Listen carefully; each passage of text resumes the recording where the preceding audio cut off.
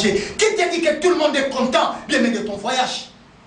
Souvent nous croyons que tous les êtres humains sont tels que nous sommes. Non. Tout le monde n'est pas comme toi. Amen. Toi tu peux avoir un cœur d'aimer, de supporter, d'aider les autres, d'aider, de pousser les autres à aller accomplir leur destinée. Mais il y a des autres qui ont des cœurs de limiter tes vies. Amen. C'est-à-dire quand tu apportes son problème, il commence à barricader pour que tu ne puisses pas sortir au-delà de ces rideaux. Dieu te recommande aujourd'hui, sois comme Abigail.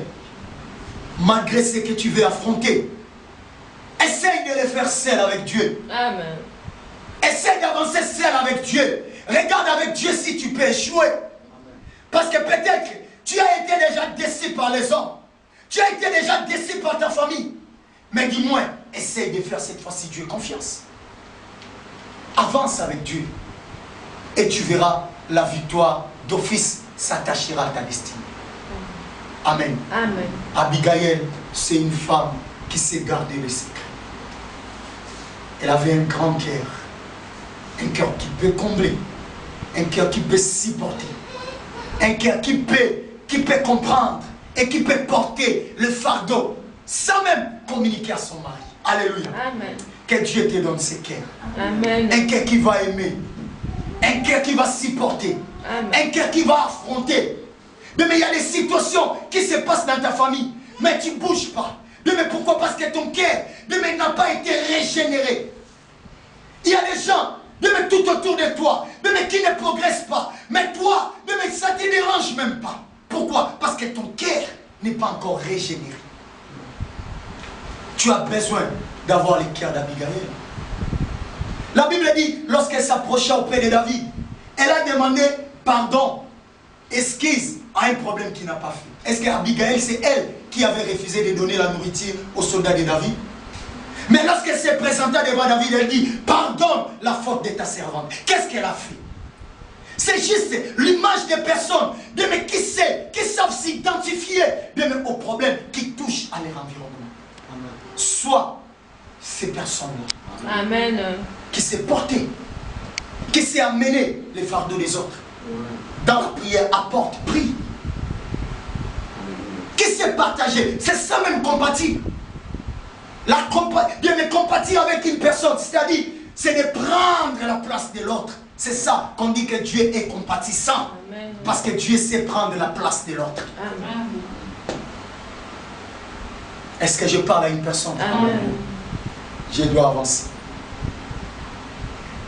La quatrième des choses que la vie d'Abigail m'a enseigné, c'est la fin de tes ennemis, c'est Dieu qui les détient.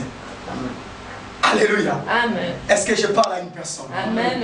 La fin de ceux qui désirent de me votre malheur, c'est entre les mains de Dieu. Amen. Voilà pourquoi tu fais les efforts, gênés même, pour que mes ennemis meurent. Ils sont toujours en vie. Dieu sait pourquoi ils sont en vie. Amen. Amen. Parfois la présence des ennemis nous pousse vers notre destinée. Amen. Tes ennemis peuvent être ta force. Amen. Parce que quand ils ne sont pas là, tu peux faire des erreurs. Tu peux marcher comme tu veux. Mais quand tes ennemis sont là, tu sais que si je chute, il y a 10 000 personnes qui vont se lever pour parler mal contre moi. Je ne ferai jamais de l'erreur. Je dois marcher comme ça. Mais les ennemis rassurent la vie de l'homme. Mais c'est comme les carburants qui va te permettre d'aller jusqu'au bout de ton parcours sur la terre. Amen. Ce n'est pas tout ennemi que tu dois demander à Dieu d'exterminer sur le chemin de ta destinée. Amen. Amen. Car parfois, la présence des ennemis, mais c'est juste le signe que tu es en train d'avancer dans ta destinée. Amen. David voulait exterminer les ennemis, voulait exterminer les gens mais qui lui faisaient du mal. Mais Abigail a dit, mon Seigneur, laisse tes ennemis, car Dieu aura soin de tes ennemis. Amen. Amen. Aujourd'hui, je suis venu te dire, tout celui qui te combat, laisse-lui. Dieu sait là où il va le prendre. Amen. La Bible dit, Dieu va lui prendre comme la pierre qu'on met dans les trucs que les chasseurs lancent et il va les jeter plus loin.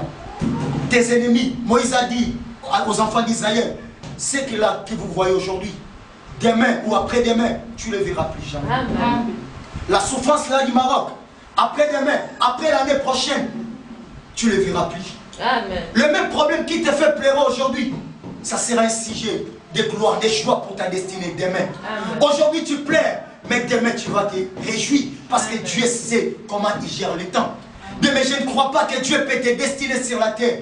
Bien, mais pour ne pas, bien, mais essayer de réaliser, bien, mais quelque chose de meilleur, bien, mais c'est ta destinée. Nous ne servons pas un Dieu, bien, mais qui voit nos problèmes et qui ne sait pas quoi faire de nos problèmes. Non, nous servons un Dieu, bien, mais qui voit nos problèmes et qui intervient et qui donne la solution à nos problèmes. Amen. Ton Dieu n'est pas mort, ton Dieu est vivant. Il secoue, il sauve, il est ton salut, il est tout pour toi. Tu peux avoir personne, mais si tu as Dieu, tu as tout. Amen. Tu peux manquer l'argent, tu peux manquer le voyage, mais quand tu as Dieu, ton cœur a Dieu, tu es comblé. Amen. Laisse Dieu gérer tes ennemis. Ne te préoccupe plus. Il parle mal contre toi, fais semblant. La maturité, c'est aussi la capacité de fermer tes oreilles lorsque les gens parlent mal contre toi. Amen. Et tu continues à marcher sur les chemins de ta destinée. J'ai vu une citation qui dit, parfois, il faut laisser tes ennemis croire que tu es anéanti, mais en secret, tu creuses le chemin de ta destinée. Amen. Laisse les gens croire que tu as échoué. Mais toi, avance, progresse, va de l'avant.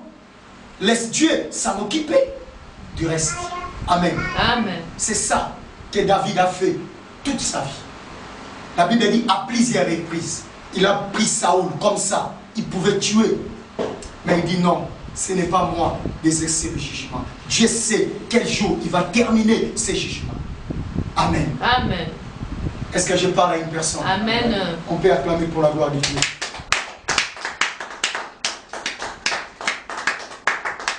Et cinquièmement, ce qui m'a enseigné dans la vie d'Abigail, c'était une femme qui avait les yeux prophétiques pour voir demain ce que le présent ne nous présente pas. Amen. Amen. Lorsque les gens voyaient que David, un fouillard qui fouillait son maître, comme Nabal avait vu, un esclave qui fouille la maison de son maître.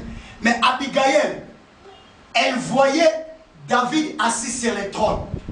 Non seulement assis sur le trône, elle voyait le trône d'Israël rester attaché à la famille de David. Amen. Amen.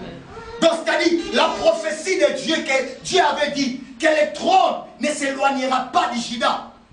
Abigail a vu.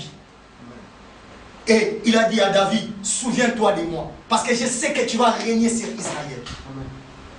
Bien, mais quand tu regardes les choses, regarde avec l'œil prophétique. Le présent peut te tromper. Regarde avec les yeux spirituels.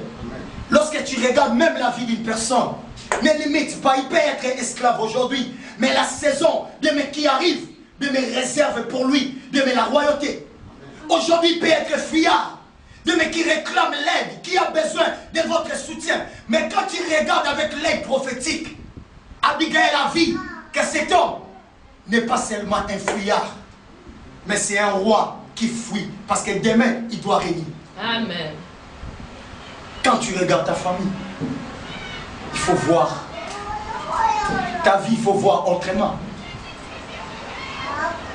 Est-ce que je parle à une personne?